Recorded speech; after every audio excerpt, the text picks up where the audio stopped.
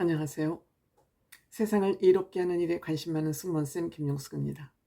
오래간만에 김희재 씨 소식을 좀 전해드릴까 생각합니다. 김희재 씨 7월 달에 법적 문제로부터 완전히 해방이 되었으면 하는 그런 바람을 가지고 있습니다.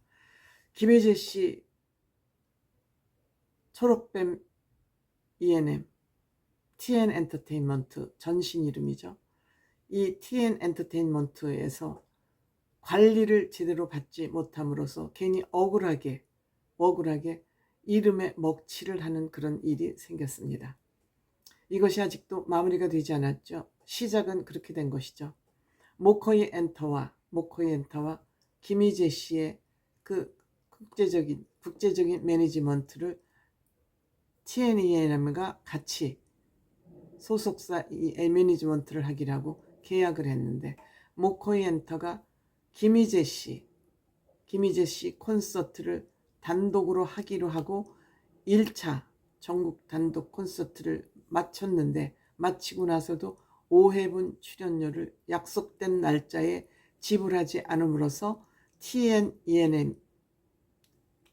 TNENM이 불신을 가지고 이 모코이 엔터와 공연 기획을 파기함으로써, 계약을 파기함으로써 벌어진 일입니다. 즉 그러니까 모코이 엔터에서 일방적으로 계약을 파기하자 소송을 제기했죠. 이 계약을 일방적으로 파기함으로써 손해를 많이 봤기 때문에 그동안 김희재 씨에게 해줬던, 협찬했던 물품과 더불어서 손해배상 청구까지 하기에 이르는 겁니다. 그러니까 TNENM이 피고가 되고 모코이 엔터는 원고가 된 것이죠. 거기에 더해서 김희재 씨를 또 고소를 한 것입니다. 그러니까 김희재 씨는 피의자가 된 거고 모코이 엔터는 피해자가 된 것이죠. 그런데 이 두 가지 건이 하나는 마무리가 됐고 1심에서, 즉 지방법원에서 1심으로 TNENM이 이겼고, 김희재 씨 물품 횡령했다는 것은 아직 경찰 조사가 진행도 안 된 것 같습니다. 그러니까 어쨌든 TNENM의 그 손해배상이 1심에서 승소로 끝남으로써, 이김으로 끝남으로써 김희재 씨도 피의자 조사를 이제 경찰서에 가서 받기로 한 것 같습니다. 6월 초에 TNENM은 6월 초에 서부경찰서에 출두해서 조사를 받겠다고 그렇게 얘기를 했습니다. 여기에 고소한 내용은 뭐냐 하면,